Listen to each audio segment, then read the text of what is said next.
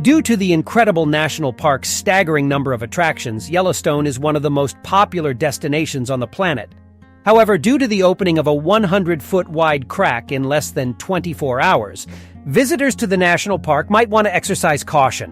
What are the implications of the crack for the national park and its surroundings?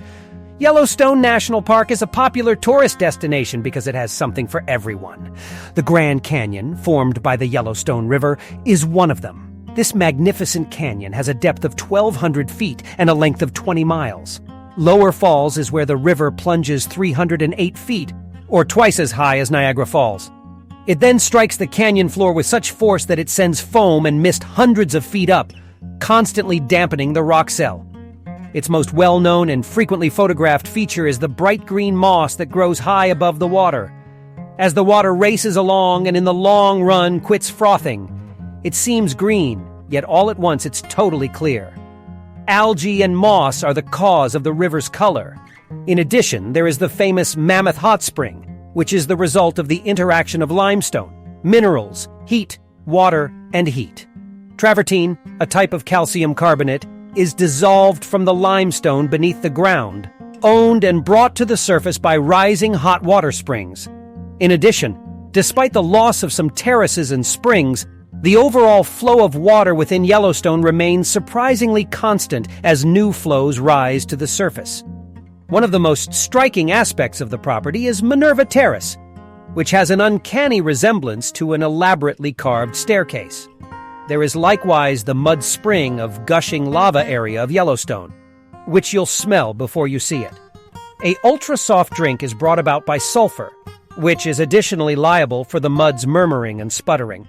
The sulfuric corrosive in the pots consumes the encompassing scene, making a scary, yet enamoring supernatural climate. The Upper Geyser Basin, which is home to the majority of the park's geothermal features, including the well-known Old Faithful Geyser, is another popular area in the national park. If you want to see a geyser burst, you should go here. In the Upper Geyser Basin, the park can predict the eruptions of 5 large geysers. Additionally, one thing unites all of these characteristics. A volcano is something fiery and hot that you should avoid. Yellowstone is well known for its close ties to volcanoes. The impacts of the spring of gushing lava are appeared in more than one way around the recreation area. However, a brand new manifestation is taking shape, and it's terrifying. In only 24 hours, the recreation area fostered an immense 100 far-reaching break. This constrained the recreation area specialists to cut off an enormous segment as they completed earnest examinations to figure out how it was continuing and what had affected the region's geology. In the Wyoming region of Yellowstone Park, the fissure was discovered in the Teton area. In the interim, Teton is no more peculiar to volcanoes. As a matter of fact, the tough loftiness of the Tetons is the consequence of 4 geologic variables. Rocks in the core that are tough and hard. Vertical uplift, the mountain's age causing movement, and dynamic forces of destruction. Although they rose between 50 and 60 million years ago and have since been eroded, many other mountains in Wyoming have cores made of rocks that are equally hard and have experienced equal amounts of vertical uplift. On the other hand, the Tetons are Wyoming's newest range, dating back less than 10 million years, and as a result, they haven't been eroded as much. Nature's destructive methods are especially susceptible to any steep slope or cliff. The Tetons address a ceaseless battle between 2 restricting powers.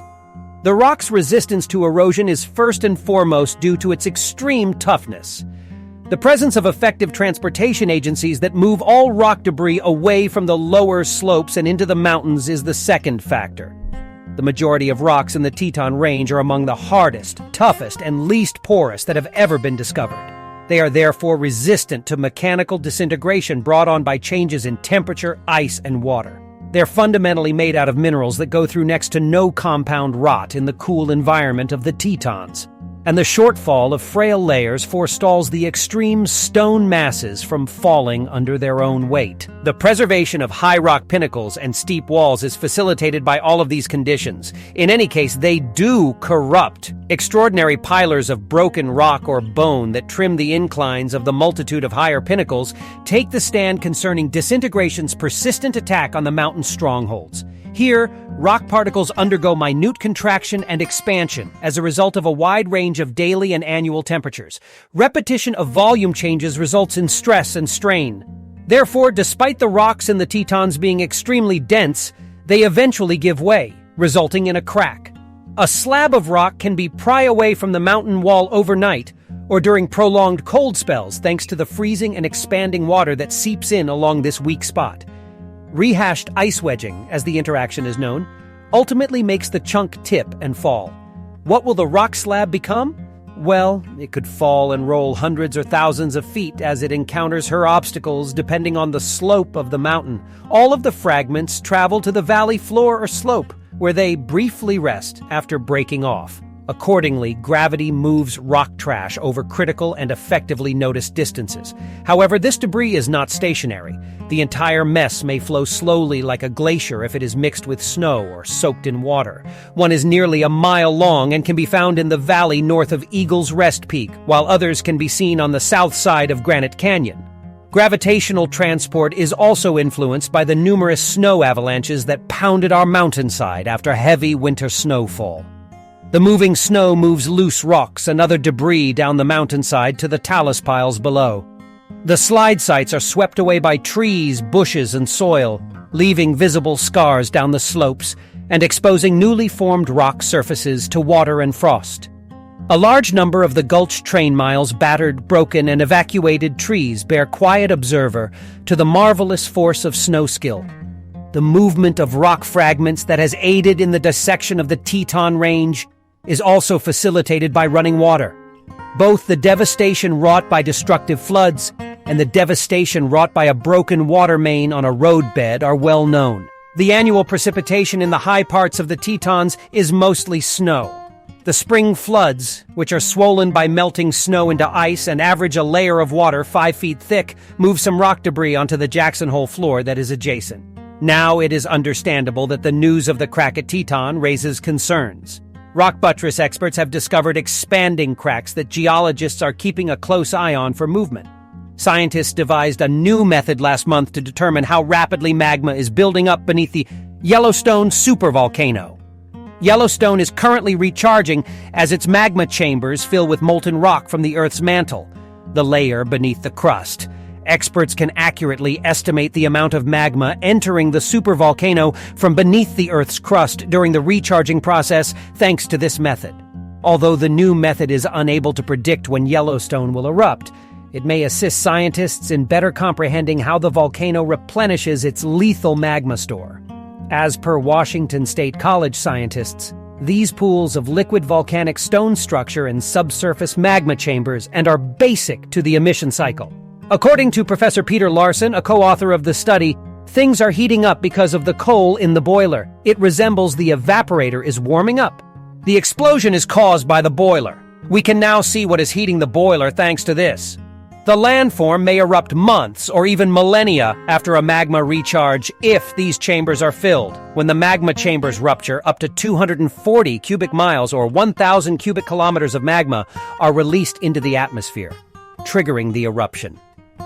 A touchy, silica-rich volcanic stone considered rhyolite that gets through the world's outside layer during an emission is a vital driver of the fountain of liquid magma's damaging influence. In their new research, Professor Larson and his colleagues focused on the magma plume that was heating the rhyolite from below. Professor Larson elaborated, "This gives us an idea of how much magma is recharging the volcano each year." The stable, radioactive isotope deuterium was injected into several Yellowstone National Park hot springs by the researchers. As indicated by the specialists, the synthetic is all right for the climate and has been supported for use by park authorities. The hot springs used by the team are connected to a network of hydrothermal vents in the Yellowstone volcanic system. How much water and intensity streaming out of the springs was determined utilizing the temperature of the springs and the time it took for the deuterium to get back to ordinary foundation radiation levels. The researchers claim that previous studies underestimated the volume of heat released from the springs and the volume of water that flows through them. This brings us to a possible question you are considering. Is it possible to avert a Yellowstone eruption? Or are we helpless and doomed to be spectators if the volcano does decide to erupt? NASA thinks that high-pressure water could be pumped into the supervolcano beneath Yellowstone National Park by drilling up to 6 miles or 10 kilometers into it. The mission will set you back a whopping $3.46 billion. NASA, on the other hand, thinks it is the best option. Positively, the plan can be paid for by making use of heat as a resource. It could be used to build a geothermal power plant that sells electricity for about 10 cents per kilowatt hour, which is very affordable. However, this strategy for subduing a supervolcano carries a significant risk of backfiring and triggering the supervolcano eruption that NASA is attempting to avert. It would be extremely risky to drill into the magma chamber's top, but we could take our chances by carefully drilling from the lower locations. Beside the possibly terrible dangers that intend to cool Yellowstone through penetrating isn't basic. It would take tens of thousands of years for it to completely cool down, which would be an excruciatingly slow process that would happen at a rate of 1 meter per year. And still, at the end of the day, there is no assurance it will find true success for hundreds, in the event that not millennia.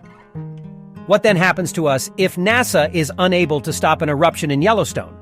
If the supervolcano beneath Yellowstone National Park erupted once more, it could spew ash across the country for thousands of miles, causing damage to buildings, suffocating crops, and power plants to go out of business. It would be a complete failure. Under Yellowstone National Park, a massive plume of molten rock rising from hundreds of miles below feeds a 5-mile-deep reservoir of hot magma. This heat is the cause of many of the park's famous geysers and hot springs.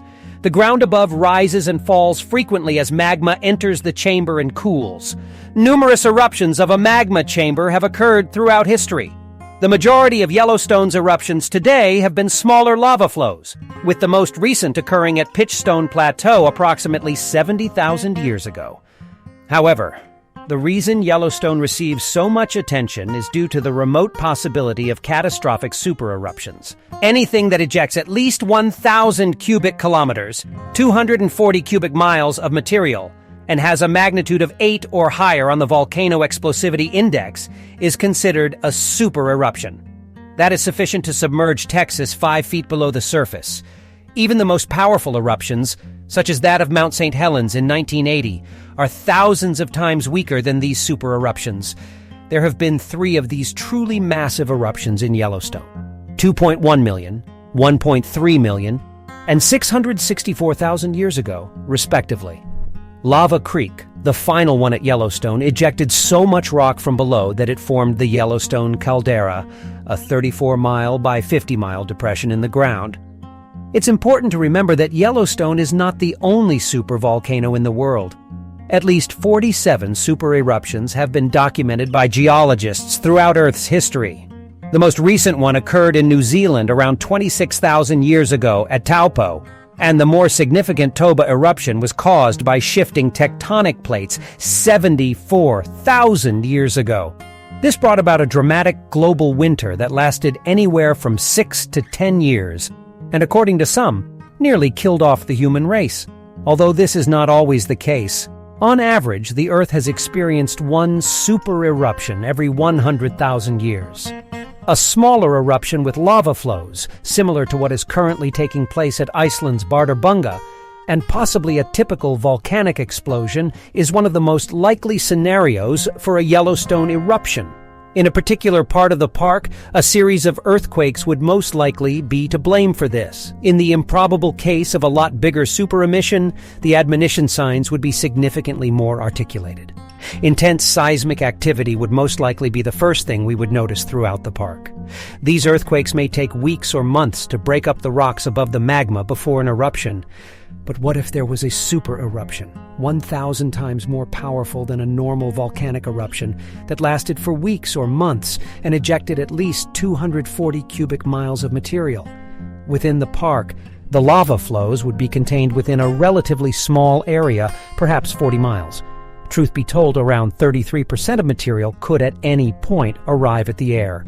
However, the majority of the damage will be caused by volcanic ash, which is a mixture of broken rock and glass that will be ejected thousands of miles into the air and scattered across the nation. Using advanced modeling and historical ash deposits, Scientists came to the conclusion that an eruption would result in an umbrella cloud that would cover all directions. Wyoming, Idaho, Colorado, Montana, and Utah could be devastated by a massive eruption, which could bury the northern Rockies 3 feet under ash. In the meantime, only a few inches of ash would fall on the Midwest and both coasts, the exact circulation not set in stone by the season and atmospheric conditions. However, it would be disastrous in any of those scenarios. That much volcanic ash has the potential to crush buildings and kill people, animals, and plants. Even a few inches of ash, which a lot of the country might get, can ruin farms, clog roads, give people serious respiratory problems, stop power lines, and even short out transformers. It could even happen in large parts of the country. The majority of air travel in North America would have to be halted. The global climate would also be significantly altered by such a massive volcanic eruption. Sulfur aerosols from volcanoes can be released into the atmosphere, reflecting sunlight and cooling the climate. The effect of these particles is brief and fleeting in the atmosphere, but it can be significant. For several years, Mount Pinatubo's eruption in 1991 caused the planet to cool by about 1 degree Celsius, 1.8 degrees Fahrenheit. In 1815, the planet was sufficiently cooled by the Tambora eruption to harm crops all over the world and possibly cause famines in some areas. Additionally, these were insignificant eruptions in comparison to the magnitude of a supervolcano. There could, be that as it may, be some uplifting news. Yellowstone has already achieved longevity and prosperity. It's conceivable that the last election was the last. Volcanoes, after all, eventually erupt. The magma chamber underneath Yellowstone is being affected by 2 restricting powers: heat from beneath and relative cold from the surface. The chamber could freeze, eventually transforming into a solid granite body if less heat enters from below. Also worth noting is that the North American tectonic plate above the Yellowstone hotspot is moving southwest, or that the volcanic hotspot beneath Yellowstone is gradually moving northeast. The supervolcano is likely to die out, and the hotspot will move out from beneath Yellowstone over a sufficient amount of time. How do you anticipate being affected by a Yellowstone eruption? Please leave your feedback in the box below.